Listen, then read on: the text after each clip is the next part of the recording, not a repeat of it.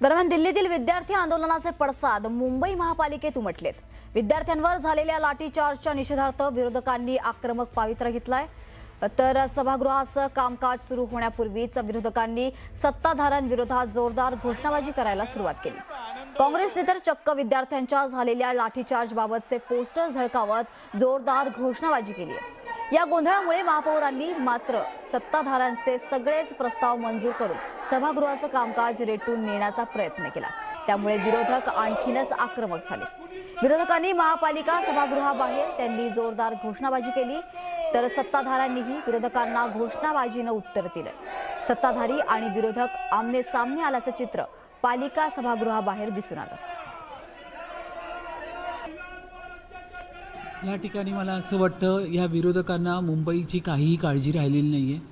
अतिशय महत्त्वाचे प्रश्न आपण या मुंबईच्या सभागृहामध्ये, पवित्र अशा सभागृहामध्ये घेतो। आपण या मुंबईचे ट्रस्टी म्हणून बसतो। मुंबईचे सगळे सिव्हिक प्रॉब्लेम्स असतील, जे काही विषय असतात ते मांडायचे असतात, परंतु सभा सुरू होण्यापूर्वीच इतका मोठा गोंधळ या विरोधकांच्या माध्यमातून या ठिकाणी होतो। या ठिकाणी संपूर्ण राजकारण करतात, आदळापट करतात, आवाज करतात मोठमोठ्याने। आता वारंवार हे त्यांनी सुरू केलेलं आहे। अजूनही मला असं वाटतं विरोधी पक्षाला त्या मानसिकतेमधून बाहेरच आलेले नाही की आपण विरोधी बाकावरती बसलोय, म्हणून वारंवार त्या मानसिकतेमध्ये राहून सतत ते गोंधळ घालत असतात। परंतु आता आम्हाला त्यांची सवय झाली। भारत तेरे तुकडे होंगे इंशाअल्लाह इंशाअल्लाह अशा घोषणा जर का दिल्या असतील तर त्याला आम्ही विरोध करायचं नाही का? तुम्ही नीटच्या विरोधात आंदोलन करा, तुम्ही सरकारच्या विरोधात आंदोलन करा, तुम्ही भाजपच्या विरोधात आंदोलन करा, पण भारत तेरे तुकडे होंगे इंशाअल्लाह इंशाअल्लाह या घोषणा सभागृहामध्ये कसे काय दिल्या जातात? दुर्दैवानं उभाटा गटाचे लोकही त्याला साथ देत होते।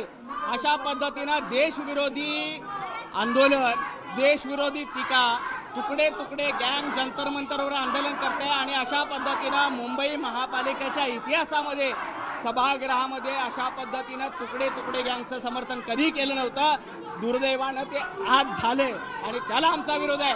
आणि यांचा अजेंडा काय नीट परीक्षा नाही आहे, यांचा अजेंडा देशातले विद्यार्थी नाही आहेत। घोषणाबाजी करतोय, आपण बघतोय अख्ख्या देशामध्ये विद्यार्थ्यांवर अन्याय होतोय आणि तरी मोदी सरकार त्या विद्यार्थ्यांशी बोलायला तयार नाही, सोनम वांगचुकशी बोलायला तयार नाही। याचा निषेध म्हणून आम्ही इथे आंदोलन